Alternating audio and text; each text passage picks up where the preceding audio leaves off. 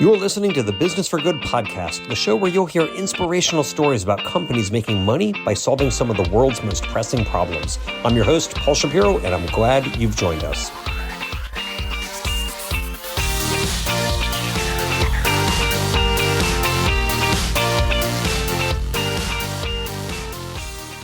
Hello, friend, and welcome to episode 173 of the Business for Good podcast. Before we get into this episode, I want to take just a moment to offer a few quick thoughts on my own entrepreneurial journey. One of the reasons that I love hosting this podcast is because I get to shine a spotlight on people who are trying to use their businesses to do some good in the world. But I rarely talk about my own business on here, The Better Meat Co. And the next couple minutes, though, are going to be a brief exception to that rule. If you've been following the alternative protein sector and the broader biotech sector, you've likely seen the wave of challenges that fermentation, cultivated, and plant-based food startups have faced over the past few years. As recent Ag Funder News reporting confirms, ag and food tech investment is at a decade-long low. One active food tech venture capitalist this month even declared that food tech investing is, quote, maybe as bad as it has ever been. Some days, building a startup in our sector can feel like being a player in Squid Game with about the same odds of survival. It is against this backdrop that my company, The Better Meat Co., recently closed a Series A round, the proceeds of which will be used to scale the mycoprotein fermentation platform that we've invented, patented, and optimized over several years.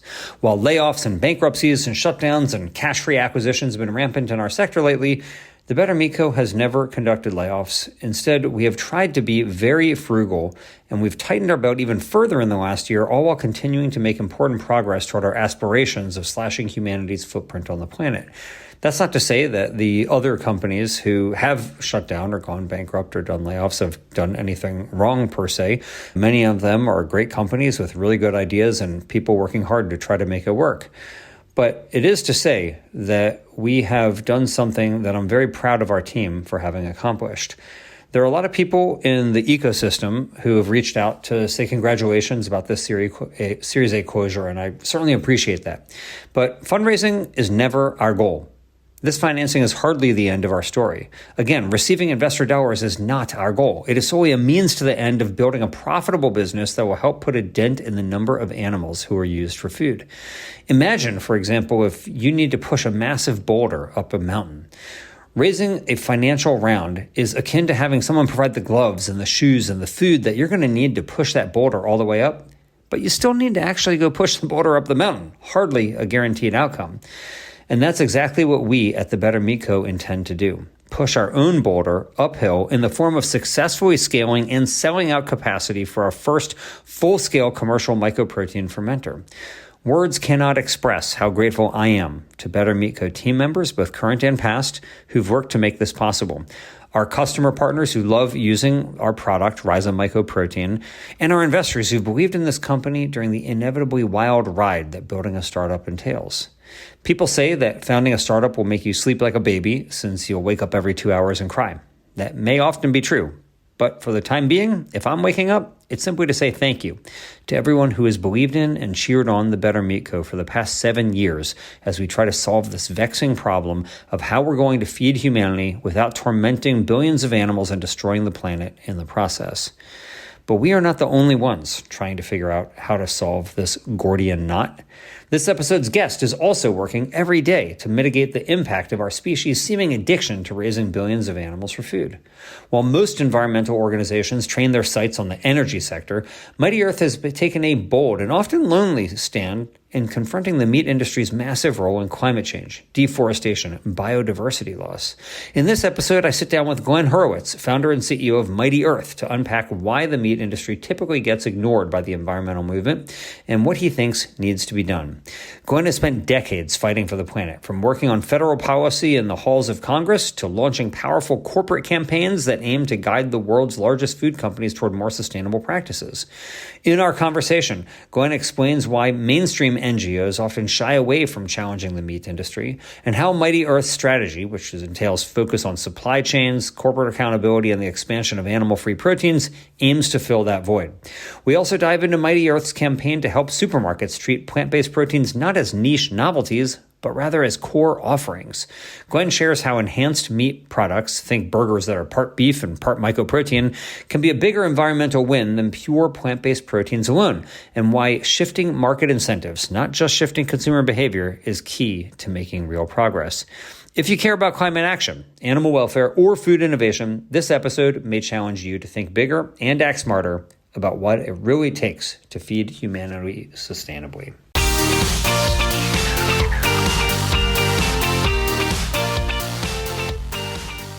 Glenn, welcome to the Business for Good podcast. Thank you so much, Paul. I'm a huge fan. It's a great honor to be here. I'm a fan of yours. I'm honored to be chatting with you. We've known each other for a very long time, long before this show existed, long before Mighty Earth existed. You were working in Congress for Congressman Henry Waxman when we first met. And what's funny is at that time, I was working primarily as a lobbyist to try to pass new laws. And look at how our lives have changed. You went from being in Congress to now being on the outside in a nonprofit, which is where I was at that time. And now I'm running a for-profit company. A lot's changed in the 15 or so years we've known each other. Absolutely. I'm glad I gave the impression of being such a skilled and savvy insider that you actually thought I was working in Congress. But I was actually working with Henry outside of Congress on advocacy campaigns. But what I wanted to say about that was I have been doing this work in the environmental movement for a long time. I took so much inspiration from the work that you did to protect animals, the campaigns that you did, the dynamism, the strategy, and we've learned a lot from it. It's been only to the benefit of the planet. Yeah. So thank you for that. That's very kind of you. And thank you for the correction. You were working for Henry Waxman, but not on his staff. You were an external consultant. Correct. To him. Right. That's cool. Yeah. So for those who don't remember, Henry Waxman was a congressman from Southern California who no longer is in Congress, but was a champion for many environmental causes while he was in the Congress. Yeah. Cool. Okay. Listen, I am impressed by what you are doing with Mighty Earth. And I want to ask you the basic question that I wonder all the time about this, which is, Mighty Earth is among the few environmental groups that take the meat industry problem seriously. Most of the environmental groups are not that engaged on this. You run campaigns on the topic. You put out a new report recently asking supermarkets why they aren't taking seriously the methane emissions in their supply chains, primarily from meat and dairy. You are an advocate for alternative proteins, and you work with many of those in the alternative protein sector to advance them. Why is it that you are so anomalous in this? Why aren't the large NGOs in the environmental movement doing more on this issue? Yeah, it's a great question, one I ask myself a lot and one that I'm trying to change, but it's a little challenging. I think there's a few reasons. One, most of the environmental groups see themselves as trying to build coalitions that can have the political heft to win. I also think that there's been what I call an energy fetish. So within the context of tackling climate change, a focus on the energy sector, which is really important.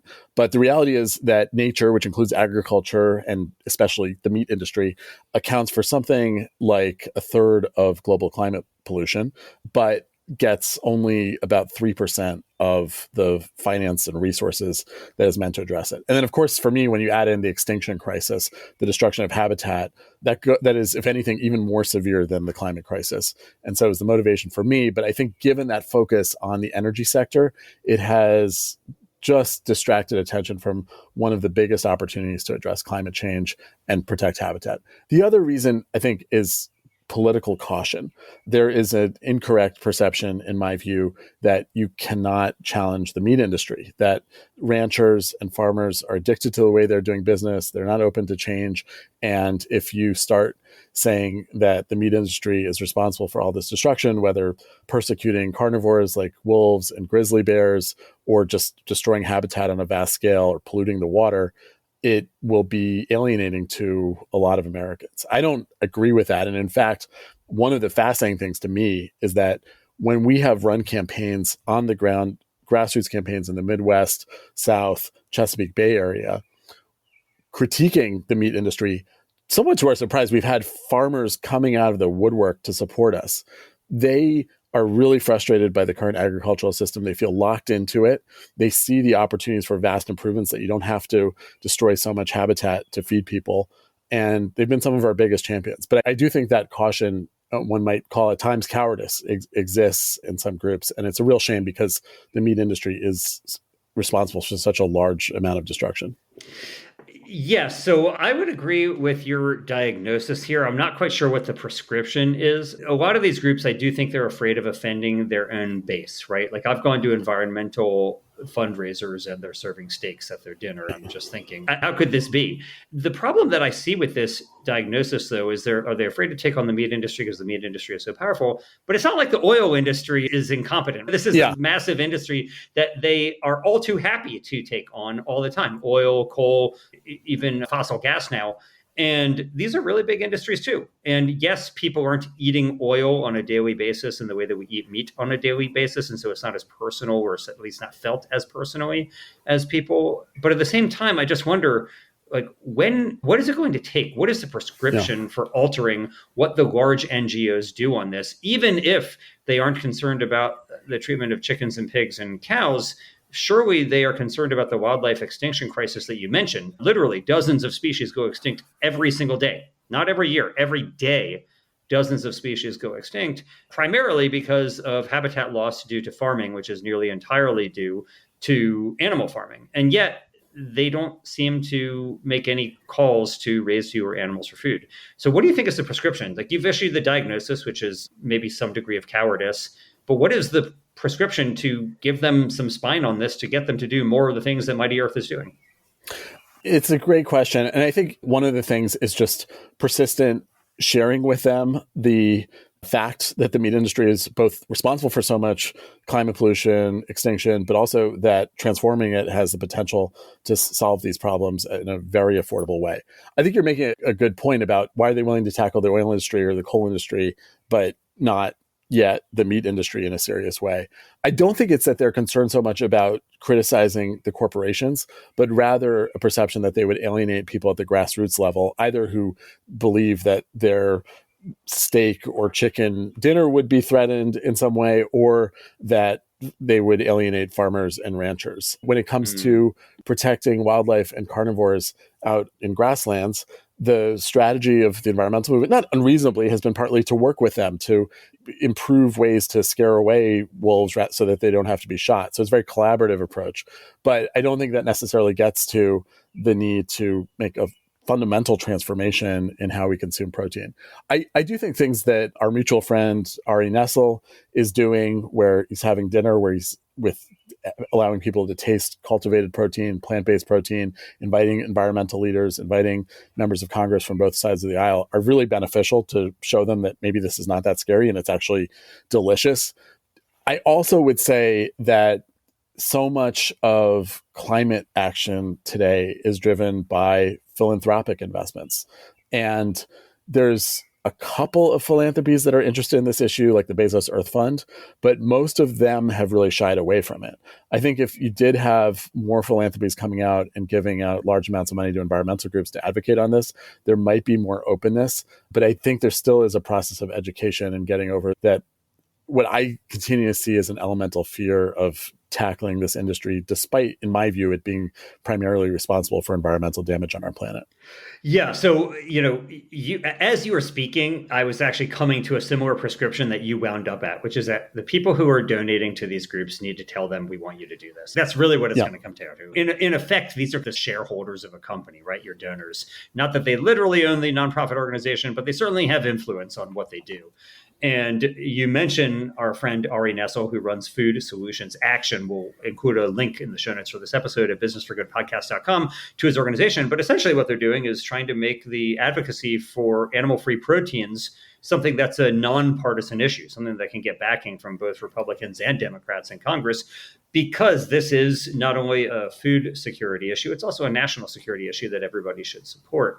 And so even if they're not concerned about the climate or other environmental impacts, even if they're not concerned about wildlife extinction and biodiversity loss, they may be concerned about our ability to outcompete countries like China, which are racing to own the future of animal-free proteins.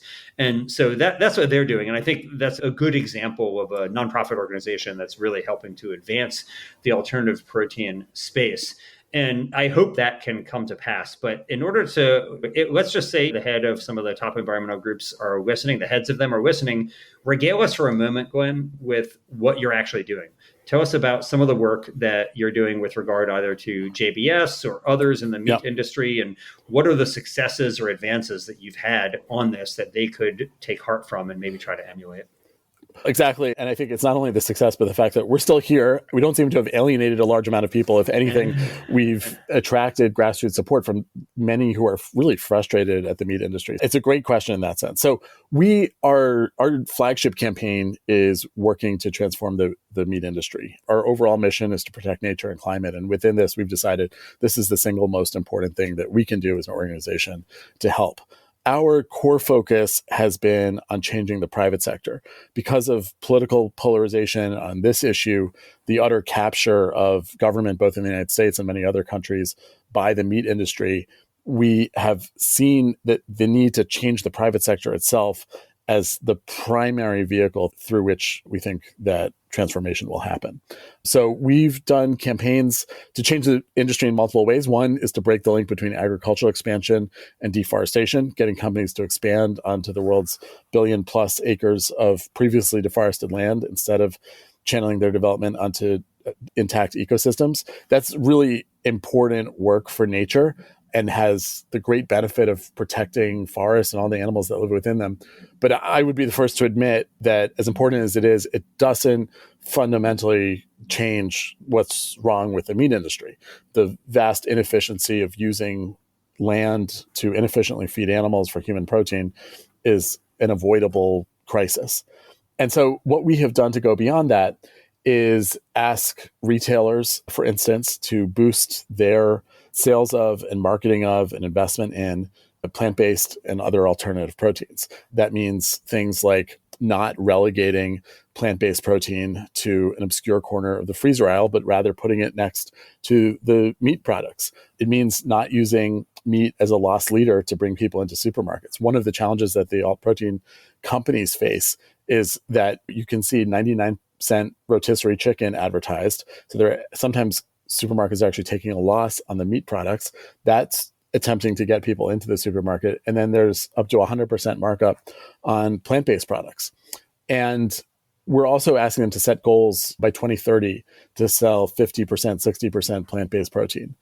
And we've had some success in persuading some supermarkets so far, especially in Europe, to make some of these changes. We've seen companies like Aldi, Lidl, Ahold Delhaize, Tesco make some of these marketing commitments, and it is causing a difference. The US retailers need to do more because ultimately what we're trying to do is send a demand signal that allows the all protein industry to reach a scale by 2030, by 2040 that can have the cost of meat across the board, not just in a few product categories, beat that of industrial meat and have a consistent positive taste experience. And we think one important element in achieving that is having a really powerful demand signal.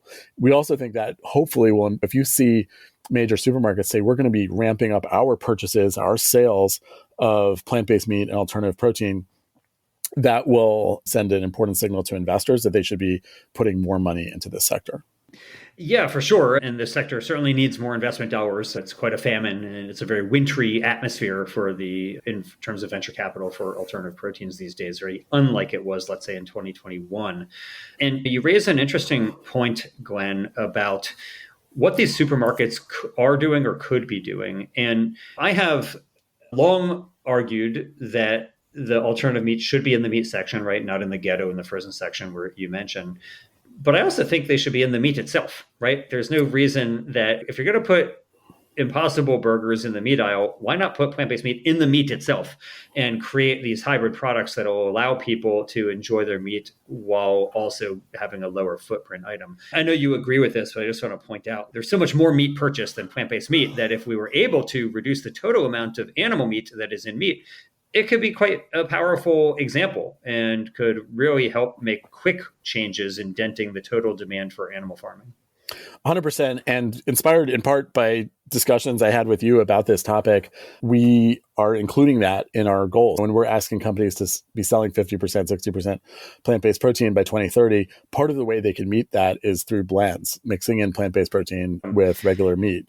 And it's interesting. I think it's been a bit of a battle to get people to understand that it's as beneficial actually as selling pure plant-based protein, especially when you're looking at getting the industry to scale. And it's something that we're continuing to work on and bring up in our meetings with both the big retailers, but also the meat companies themselves. Yeah, you have a lot of people who think of like these hybrids as a half step, so to speak. Yeah. And I would argue that it is actually not only is it not a half step, it's a bigger step. I'll give you an example. Imagine today you walk into Burger King. You have a couple options. You can get the Impossible Whopper or you can get the conventional Whopper. And according to news reports, the highest selling for Impossible locations is about 2% Impossible Whoppers. Now, for the sake of this thought experiment, imagine all of that is displacement of beef. No vegetarians are ordering it. It's only people who would have gotten the conventional Whopper get the Impossible. So you get a 2% reduction in beef demand. But now imagine that if in addition to offering the Impossible Whopper, you also make the conventional Whopper, let's say 20% not animal meat, right? All of a sudden, you have 10 times more mission advancement, right? You have 20% instead of 2% reduction, and you don't rely on people consciously making a switch to buy this more expensive product. That to me is not a half step. That's a dramatically bigger step. And I think there's an argument to be made that enhancing meat with either plant proteins or mycelium proteins or others is a really compelling strategy, just in the same way that for the past 25 years, hybrid cars have been an important part of the strategy. And I didn't hear any environmentalists saying, oh, no, don't support hybrids because it still uses fossil fuels. Today, there might be some people who say that with the prevalence of EVs, but certainly they weren't saying that when the Prius came out. Yeah, absolutely. And I think one of the things that currently bedevils this sector, which I don't think is inevitable that it will endure forever, is a desire for purity on behalf of almost every interest, whether it's the vegan advocates or the meat industry itself, that the pragmatic vision that you've outlined, which is the kind of vision that actually got clean energy to scale from having solar and wind be substantially more expensive than fossil fuels 20 years ago to now being cheaper across the board, has been hard to get to be widely accepted. I think that's one of the things that we're trying to say is that we should be, at our organization, we say we're obsessed with impact. We try to keep the focus on the results and not so much the process of getting there. And I think this is one critical issue where analogies like the one you made are so compelling if you're actually interested in protecting nature and climate or improving animal welfare. Because for an acre of rainforest that's under threat from a bulldozer, it doesn't care if the reduction in meat consumption comes from a pure plant-based product or mycelium-based product or from mixing a plant-based burger into meat. Exactly, right. And in fact, they would prefer that 10 times fewer acres be bulldozed. Precisely, right? Yeah. So one of the things that I find compelling about what you're doing are these targeted approaches saying we want you to set a percentage that you expect to decline. And that to me is comparable to what happened with clean energy, where companies made targets. They said, by this year, we're going to be using X percent clean energy or X percent less of fossil energy. And one of the concerns that I've had, and I've been guilty of participating about this in the past, is that I used to believe that merely offering more plant-based options was a good enough outcome. And the problem is that there's not really a lot of evidence that merely offering it necessarily cuts into the demand for meat, right? If it's not offered in the right place or in the right way or at the right price or with the right product, you don't really know how much tangible reduction there is. And that's the whole goal, is reduction in meat demand. And so if instead of saying we want you to offer plant-based options, the goal is we don't care how you get there, but by this year, it should be 50% less meat or whatever the target is. That to me seems a lot more beneficial and tangible for the environmental impact. Yeah. And what we've seen is that when companies really try to sell a product, they typically succeed. They have enormous marketing expertise and resources. And it is to me a bit hypocritical if a company says, oh, we're offering plant-based options and no one's buying them. And then you look at their actual practices and they're using meat as a loss leader or relegating the products to the freezer section. They're not using the tactics that they're so good at to get you to buy a 2-liter bottle of soda or a Kit Kat bar or a hamburger when it comes to plant-based products. So I think what we have seen actually is that particularly the European supermarkets that have embraced these goals have been effective at boosting sales. And in fact, I just returned from the UK. It is extraordinary to me there how much the mainstream supermarkets, Tesco, Sainsbury's, etc., are marketing both plant-based products and then blending in plant-based protein into meat. They are the chief evangelists in Britain for a plant-based diet, and they're doing it because they have figured out how to make money selling at a mass scale, not just as a niche market, plant-based protein. Yeah. And so you've seen significant declines in Britain of meat consumption as a result. And I think it's a model that could pretty easily be replicated. I also would say that one of our hopes is that you can create a critical mass, and so that it becomes a race to the top, where this is seen as a market segment that companies from a commercial motivation are competing to dominate. I don't think that is happening quite yet in the United States, but it is increasingly happening in other parts of the world. Yeah, Vox did a really interesting piece on Germany, looking at what some of the reasons why meat demand is declining in Germany. Because meat demand is going up nearly everywhere in the world, right? China, India, Brazil, even the United States, record per capita meat consumption right now. Now, to be fair, it's not so clear that is necessarily because people are eating more meat or because it's an increase in pet keeping, which is not differentiated by the USDA statistics, which is pretty interesting. More pet keeping means more meat, obviously, since nearly all dogs and cats eat meat. And so there is that. But at the same time, it's very clear that meat demand is declining in places like Germany and France. And Vox did a really interesting piece that we'll link to in the show notes for this episode, where you can read some of their theories as to why. And they're talking about the supermarkets, just like you're mentioning, Glenn, and some of the strategies that the major supermarkets are engaged in. I do think one of the differences is that there's just a lot more climate concern in Western Europe than there is in the United States. And so the supermarkets are responding to that in part, right? It's not that they are necessarily caring so much about animal welfare.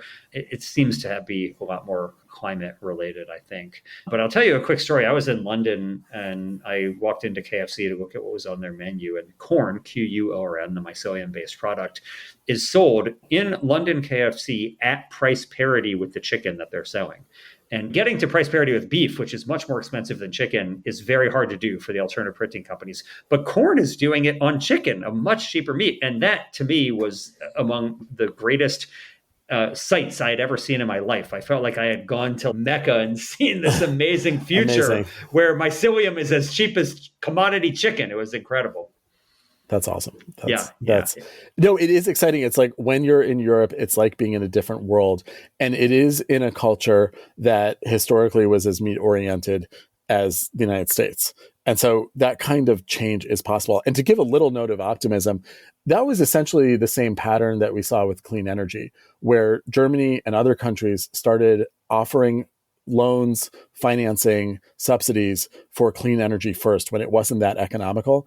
And they helped bring down the global economics of scale of clean energy. And with that price decline, then American companies jumped on and were able to invest and build profitable businesses for clean energy. So my hope is that alternative proteins can follow the same path. I do think that they will need a push, just as clean energy needed a push. We needed the Sierra Club and others out there pushing to shut down coal-fired power plants, advocating for companies to make specific commitments to clean energy purchases. If anything, we need that even more when it comes to alt proteins, because this industry has so many benefits, and it needs that political and commercial push. And so that's what Mighty Earth is trying to provide. Yeah, I think one thing you said at the beginning was there's not that many others doing it. We do feel relatively lonely in this venture right now, because even in the alt protein community, I think there's a lot of valuable study of what causes people to choose to buy plant-based protein versus meat, behavioral tweaks. Those are all great. Also important research and development by how you can make alternative protein more affordable. I think that is all helpful. The only argument I would make is that it's really hard for philanthropy alone, with the relatively limited resources they have, to make the kind of difference that private sector investment can in either in changing the economics of. And so what we're trying to do is really leverage the power of the private sector by getting them to make the commitments, getting them to deploy it. We have found success in that in other sectors, like getting companies to mandate an end to deforestation or creating demand for green hydrogen steel and bringing down the cost of of sustainable production that way. We need to see that same kind of thing in the all protein industry. So let's talk about that, Glenn. You're talking about getting the private sector to do certain things that'll be environmentally friendlier. We've already talked about what you want supermarkets to do, but you're probably more well known for your campaign that's targeting JBS, the biggest meat company on the planet. And the question is, what can they do? If the CEO of JBS came to you and said, Glenn, what specifically should I be doing differently? Aside from saying get more into animal-free proteins, what else would you offer? Yeah, so we have three very specific things, and we have had fairly in-depth discussions with JBS about these, but they have not come yet to a satisfactory conclusion. So number one is end deforestation.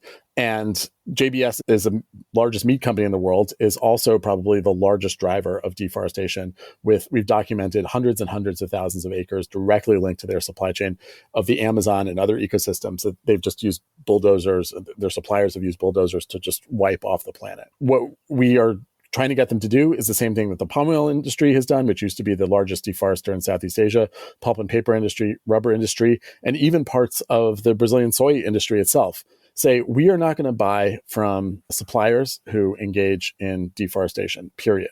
What we have found over and over again is in enforcing that policy leads suppliers to very quickly realize that they can make as much, if not more money, by targeting their development onto degraded lands. This is low-hanging fruit. It should be done. It's been done in many industries, and now we need the meat industry, as conservative and in some cases backwards as it is, to embrace this important but really easy change. The second thing, we do want them to make basic improvements in regenerative agriculture, to tackle methane emissions, to tackle the water pollution. We see the meat industry not even doing basic things like good manure management or leaving buffers of native vegetation next to waterways. And so in the Midwest, you see the soil eroding off into the streams, fertilizer off eroding into the streams and creating these massive dead zones that kill aquatic life in the Gulf of Mexico, Chesapeake Bay, and elsewhere. And then third, we're asking them to invest themselves in all proteins. And one of the interesting things with the meat industry is that almost all of the major meat players have invested in all protein companies. They're doing it in part to hedge their bets because they see maybe potentially 10 years from now, people will really want to buy all protein at scale. And if we're only invested in industrial meat, we won't be able to compete. I think part of it is probably also a little bit of greenwashing. But we are trying to get them to make commitments to increase that. So far, I think we've had modest success there. JBS has invested in what at the time at least was the largest cultivated meat facility in the world in Spain. But we are trying to get them to get to 10% at least of all protein production so that they can contribute as well to allowing this industry to reach scale. It's frustrating because we've made such rapid progress across many industries in driving reductions in deforestation, decarbonization. It has been slower with the meat industry. They are more destructive than the rest of agriculture combined. And I think, unfortunately, the leadership is a little slower. I think over the last few years, we have finally started to make some commitments. We've seen 5 or 6 supermarkets, for instance, make significant commitments to selling all proteins. And then hopefully they are going to make the same kind of requirements on all protein investment that they do on zero deforestation of JBS and other major meat companies. Yeah, let's hope so. So those are 3 noble goals, right? So you've got no more deforestation, changing the way that they farm, and then investing in animal-free protein technologies. I do want to ask you, Glenn, we had Mike Grunwald, the author of We Are Eating the Earth, on this show a couple months ago. And he makes an argument in his book that basically regenerative agriculture doesn't really have any evidence backing it to suggest that it's really regenerating much. It's not really repatriating carbon from the atmosphere into the soil. He does argue that there are some things that you can do to increase efficiency in animal farming, like silvopasture for cattle and so on, but that a lot of these regenerative or kiss the ground, so to speak, like type strategies are not actually scientifically proven to work. Yep. What do you say to that? Do you think he's right, or do you have a rebuttal to that claim? No, I fundamentally agree with that, which is why so much of the focus of our meat transformation effort is focused on boosting alt proteins. I would say that there are some pretty heinous practices right now that you could change that would yield some benefit. So we call them regenerative, but they're very basic, like not destroying the native vegetation next to a stream, not putting too much fertilizer on your land, which then it runs off into the waterways and creates these dead zones, better manure management. So these are basic low-hanging fruit opportunities, but according to all the studies, at best, they allow emissions and destruction from the meat to flatline, but don't actually cause a decline. To do that, you actually have to increase the percentage of all proteins that people are consuming. And that's why that has been the number one solution that we are promoting. We're not opposed. We support people taking like these other common sense steps to improve farming, but it's not the main solution. I do think I wouldn't put stopping deforestation is clearly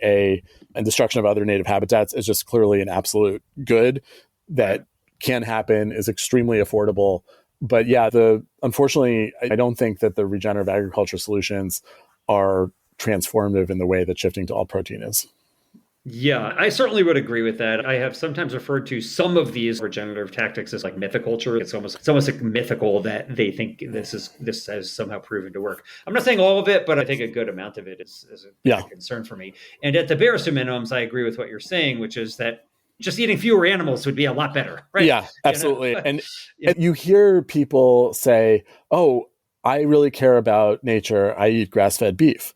And when you actually look at it, first off, all beef start their lives and spend most of their lives on pasture, which means that they are driving a lot of pressure on native ecosystems because they consume so much land for a very limited amount of calories. And I think this idea, this myth that doing something that people think of as regenerative, which is just having cows graze on grass on its own, is going to reduce their impact is baloney. It needs to be tackled and challenged. One other thing that we are trying to bring more attention to is the fact that in the United States in particular, the cattle industry is the leading persecutor of wildlife. So they both shoot whole wolf packs and grizzly bears to defend their flocks. And not every rancher does that, but a lot of them do. We see tens of thousands of coyotes killed either directly by ranchers or they actually enlist the USDA to do their dirty work for them. And this is a very visible impact of the fact that grass-fed beef is actually not so green, is the slaughter of wildlife that it perpetuates. Yeah, I totally agree with you. In fact, in an era where cutting government programs is in vogue right now, I've often wondered, is Wildlife Services going to get the axe? That's the USDA program that you're referring to, obviously, that goes out and slaughters native wildlife to benefit ranchers. But yeah, even from a climate perspective, it's very clear that grass-fed beef is worse. There's more methane that is produced from this, unfortunately.